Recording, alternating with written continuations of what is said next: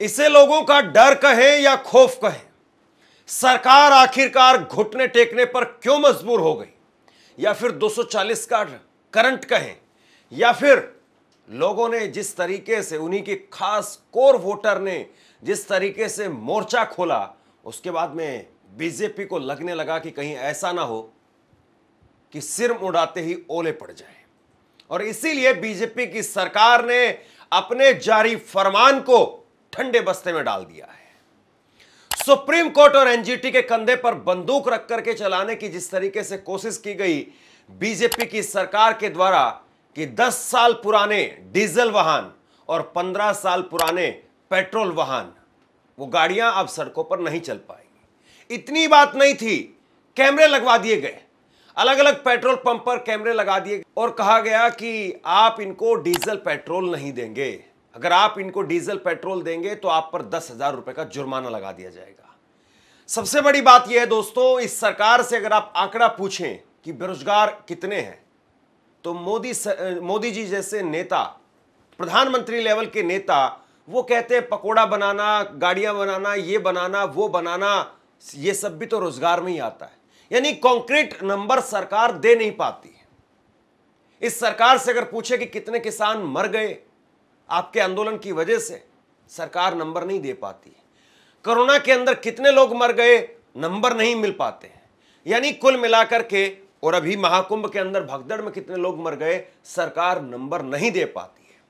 लेकिन अब यही ना नंबर देने वाली सरकार अब देखिए खुद पीछे हटती हुई नजर आ रही है। दिल्ली की मुख्यमंत्री रेखा गुप्ता, उन्होंने चिट्ठी लिखी है CAQM को, commission for air quality management को, और चिट्ठी लिख करके कहा है कि हम अभी 10 साल पुरानी डीजल की गाड़ियां और 15 साल पुराने पेट्रोल की गाड़ियों को अभी मना नहीं कर सकते, क्योंकि एनसीआर के अंदर ये नियम अभी लागू नहीं हो पा रहा है, तो ऐसे में दिल्ली भी नहीं कर पाएगी। अब सवाल यहां पर बहुत सिंपल सा है और बहुत सीधा सा है कि क्या सरकार को अभी ये सपना आया कि ये दिल्ली एनसीआर में लागू नहीं हुआ तो हम क्यों कर रहे हैं, या दिल्ली एनसीआर इसको लागू नहीं कर रहा तो हम क्यों कर रहे हैं? आपको पहले से पता था, सब कुछ पता था, लेकिन 1 जुलाई से इसको ना केवल लागू कर दिया गया, मैंने आपको बाकायदा खबर भी बताई थी, 62 लाख लोग, 62 लाख गाड़ियां इसकी वजह से चपेट में आ गई। सबसे बड़ी बात यह दोस्तों, इस सरकार के द्वारा ही दिया गया एक डाटा है, यानी दिल्ली सरकार के द्वारा दिया गया एक डाटा है कि 2020-21 में दिल्ली के अंदर 82 लाख 2 व्हीलर थे, 82 लाख, और अब घट करके वो बच गए हैं 52 लाख, यानी 30 लाख लोग पैदल हो गए हैं। अब या तो आप ये मानिए कि 30 लाख लोगों ने अपने 2 व्हीलर बेच करके 4 व्हीलर ले लिए, यानी मोटरसाइकिल स्कूटी बेच करके गाड़ियां खरीद ली। क्या आपको लगता है कि वाकई ऐसा हो पा रहा है कि एक आम आदमी वो गाड़ी बेच करके, अपनी 2 व्हीलर गाड़ी बेच करके और 4 व्हीलर गाड़ी ले पा रहा है? क्या इतना मुमकिन है? दूसरा बड़ा सवाल और जो महत्वपूर्ण सवाल है कि जब सरकार ये कह रही है कि आपके 10 साल पुराने वाहन से प्रदूषण हो रहा है, उसको हम सड़क पर चलने की अनुमति नहीं दे सकते हैं, तो दिल्ली के आसपास ये फैक्ट्रियां कैसे चल रही है? उन फैक्ट्रियों में भी तो इंजन ही काम करते हैं, और वो इंजन और गाड़ी का इंजन कोई बहुत ज्यादा अलग नहीं है। वहां पर भी वो इंजन धुआं निकालता है और ऊपर जाकर के पाइप से सीधा वो धुआं आसमान में मिल जाता है। तो आप फैक्ट्रियों को बंद करेंगे क्या? उन फैक्ट्रियों पर ताला लगाएंगे क्या? और दूसरी बड़ी बात यह है, और मैं कोट कर रहा हूं यहां पर, एयर मार्शल संजीव कपूर, उन्होंने कहा कि 40-40 साल पुराने फाइटर जेट हमारे जवान उड़ा रहे हैं, 40-40 साल पुराने, वहां पर कोई रोक नहीं है, और यहां पर 10 साल पुरानी गाड़ी नहीं चल पा रही है। वो खुद कह रहे हैं कि मैं फौजी हूं, हम लोग गाड़ी बहुत कम चला पाते हैं, कभी इधर जाना कभी उधर जाना, लंबी नौकरी, एक पूरी उम्र का हिस्सा जो है वो नौकरी में गुजर गया, अलग अलग बॉर्डर पर गुजर गया। तो वो कह रहे हैं कि हमारी गाड़ी 10 साल में 15,000-20,000 किलोमीटर चल पाती है और उसे हमें बेचना पड़ रहा है। एक और गजब का कुतर्क या तर्क सुनिए आप, 2 साल के अंदर कोई टैक्सी निकालता है कोई आदमी, दिल्ली में बहुत सारी टैक्सी चल रही है, ओला उबर की और प्राइवेट टैक्सियां, काली पीली टैक्सी, दुनिया भर की टैक्सी, कोई आदमी अगर टैक्सी निकालता है, दिन रात चलाता है, और बहुत संभव है कि 2 साल में 2 लाख किलोमीटर तक वो चला देता है, उसकी टैक्सी बंद नहीं होती है। उसकी टैक्सी के लिए कोई किसी प्रकार का नियम कायदा नहीं है कि आप 2 साल में 2 लाख नहीं चलाएंगे। और दूसरी तरफ कोई गाड़ी वो 10 साल के अंदर अगर 10,000, 15,000, 20,000, 50,000, 60,000 अगर किलोमीटर चलती है तो भी उसको उठा करके आपको बंद करना है। गजब है। मतलब 2 साल में आप 2 लाख चला लो तब भी कोई दिक्कत नहीं है, 2 लाख किलोमीटर चल जाएगी, वो भी पोल्यूशन नहीं कर रही है, उसका भी सर्टिफिकेट मिल रहा है। और दूसरी तरफ कोई गाड़ी 10 साल में डीजल गाड़ी वो 15-20 हजार किलोमीटर चली, वो पोल्यूशन कर रही है। 15-20 हजार किलोमीटर चली हुई गाड़ी मतलब क्या ही बिगड़ता है उसका। बहुत सारे डॉक्टर ऐसे हैं, बहुत सारे टीचर हैं, बहुत सारे फौजी हैं, केवल जो डेली ऑफिस आना जाना लोग करते हैं उनकी गाड़ियां चल पाती। उनकी गाड़ियों को आप ये कह सकते हैं कि हाँ ठीक है, उन्होंने 10 साल में 15 साल में गाड़ी उतनी चला ली जितनी गाड़ी को चलाना चाहते थे। लेकिन बहुत सारे फौजी, बहुत सारे डॉक्टर, बहुत सारे टीचर वो चला ही नहीं पाते अपनी गाड़ी को, और उनकी गाड़ी चलती भी है तो बिल्कुल फिक्स। जैसे टीचर या डॉक्टर की गाड़ी है, आप सेकेंड हैंड मार्केट में चले जाइए, सबसे ज्यादा यही कह करके गाड़ियों को बेचा जाता है कि ये गाड़ी टीचर की गाड़ी है, ये गाड़ी डॉक्टर की गाड़ी है, बहुत प्यार से रखी हुई थी, केवल 10,000, 15,000 किलोमीटर चली थी, ये कह करके सेकेंड हैंड गाड़ियों को बेचा जाता है। तो वो डॉक्टर या जो टीचर है उसका फिक्स है कि मुझे क्वार्टर से निकलना है और मुझे हॉस्पिटल यहां तक पहुंचना है, मुझे घर से निकलना है और मेरा स्कूल यहां पर है 2 किलोमीटर, 5 किलोमीटर, 10 किलोमीटर। उनका कुछ चलना ही नहीं होता है, उनका आना जाना 5-7 किलोमीटर में खत्म हो जाता है। और वो बहुत बार टैक्सी में चले जाते हैं, बहुत बार जो है वो ऑटो में चले जाते हैं, बहुत बार मोटरसाइकिल या स्कूटी पर चले जाते हैं, उनकी गाड़ी खड़ी रहती। गाड़ी वो अक्सर तब निकालते जब कभी बाहर जाना होता है, परिवार के साथ जाना होता है, कभी लंच पर जाना होता है, या कभी किसी शादी ब्याह फंक्शन में जाना होता है, वहां पर जो है वो लोग जाकर के गाड़ी निकालते हैं। लेकिन उनको भी बेचनी पड़ रही। अब दिल्ली की मुख्यमंत्री कह रही है कि साहब ये फैसला हम लागू नहीं कर सकते क्योंकि एनसीआर में फैसला 1 नवंबर से लागू हो रहा है, और 1 नवंबर को भी होगा या नहीं होगा वो तो तब पता चलेगा। तो आपको यह सपना पहले क्यों नहीं आया, आप इस पर पहले क्यों नहीं जागे? या फिर आपका जो मिडिल क्लास वोटर है जिसको लग रहा था कि नहीं हमारा तो सब कुछ ठीक चल ही रहा है, हमें तो नौकरी है, सही है, काम है, पैसा है, कोई दिक्कत नहीं है, वो आदमी जब उस आदमी को लगने लगा कि नहीं भाई अब तो मामला गड़बड़ हो गया, सीधे 2 लाख की 5 लाख की चोट, क्योंकि आप जो गाड़ी चला रहे थे या गाड़ी को जिसको बेच रहे थे, जैसे उसकी उम्र कम हुई सीधे 2 लाख टूट गए, सीधे 5 लाख रुपए टूट गए, 10 लाख रुपए टूट गए। बड़े बड़े लोग, अपर मिडिल क्लास, अमीर लोग जो फॉर्च्यूनर लेकर के आते हैं, 10 साल में फॉर्च्यूनर का क्या बिगड़ता है आप बताइए? डीजल गाड़ी में, फॉर्च्यूनर में कुछ नहीं बिगड़ता है। या और गाड़ियां देखिए आप, स्कॉर्पियो देखिए, या और जो छोटी गाड़ियां हैं, किसी ने अगर ठीक से इस्तेमाल की है, कोई सेंट्रो गाड़ी है, एल्टो गाड़ी है, क्या बिगड़ता? कुछ नहीं बिगड़ता ऐसी गाड़ियों का।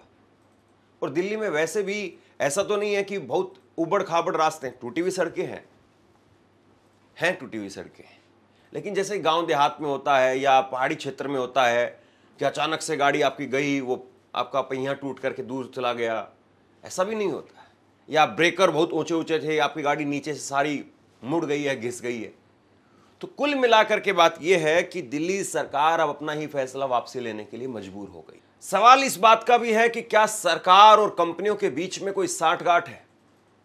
मसलन सरकार कह रही है कि आप गाड़ी नहीं चला पाओगे, कंपनियां कह रही है कि आप इलेक्ट्रिक गाड़ियां खरीदिए, उसमें ज्यादा आपको राहत मिलेगी, या ये गाड़ियां जो बंद होने वाला सिस्टम है वो भी नहीं हो पाएगा क्योंकि डीजल और पेट्रोल ही नहीं।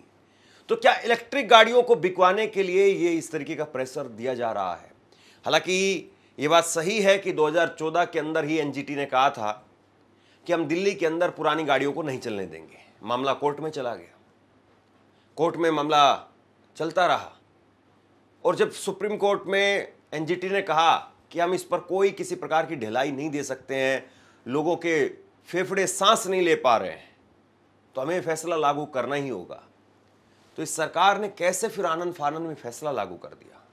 ये विपक्ष की तरफ से आरोप लगाया जा रहा है कि 20 फरवरी को इस सरकार ने शपथ ली थी, 20 फरवरी 2025 को, और मात्र 28 दिन की फरवरी में 8 दिन के बाद में 1 मार्च को दिल्ली सरकार की तरफ से घोषणा कर दी गई कि हम पुराने व्हीकल्स को नहीं चलने देंगे। तो सरकार इतनी भी जल्दबाजी इस कदम को लेकर के क्यों आखिरकार मचा रही थी? इस फैसले को लेकर के सरकार इतनी जल्दबाजी क्यों कर रही थी? क्या बड़ी वजह थी? जो चीज 2014 से अटकी हुई थी या 2018 से अटकी हुई थी, आप उसको लेने, अभी आप उसको करने में क्यों लग गए? आपके पास में ऐसी कौन सी आफत आ रही थी कि आपको तुरंत करना है, अभी करना है? और सबसे बड़ी बात यह है, यह फैसला केवल दिल्ली में ही लागू क्यों हो?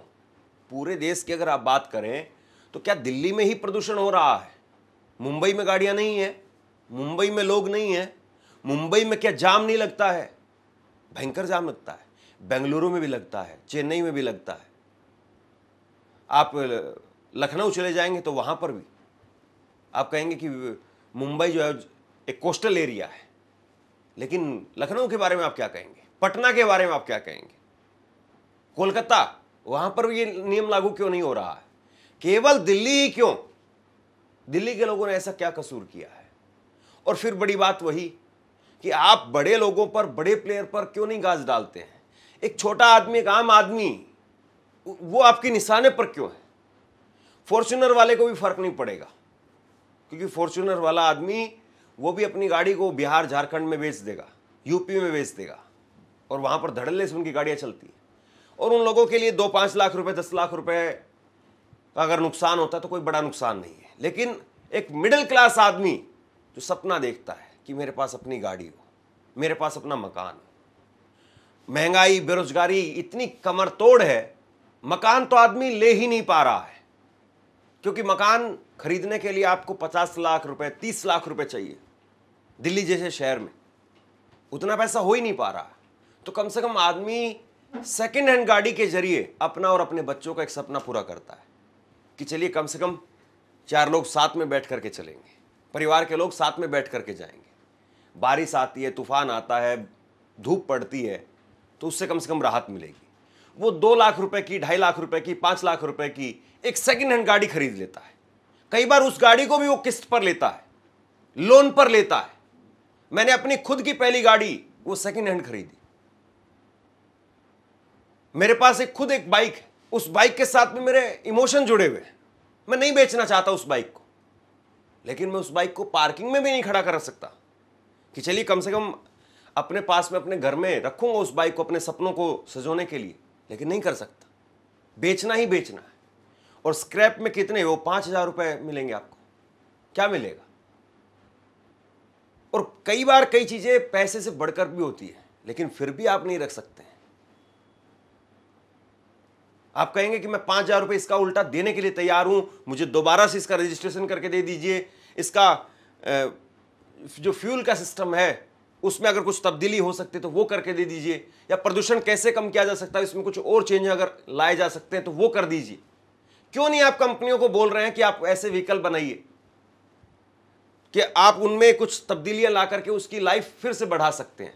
और फिर सवाल फिर वही बात घूम फिर करके वहीं आती है कि कोई गाड़ी 2 साल में 2 लाख कोई आदमी चला देता है। कोई टैक्सी वाला, किसी ने वैगनार गाड़ी ली, किसी ने आर्टिगा गाड़ी ली है, किसी ने और दूसरी गाड़ी ली है, टाटा इंडिगो ली है।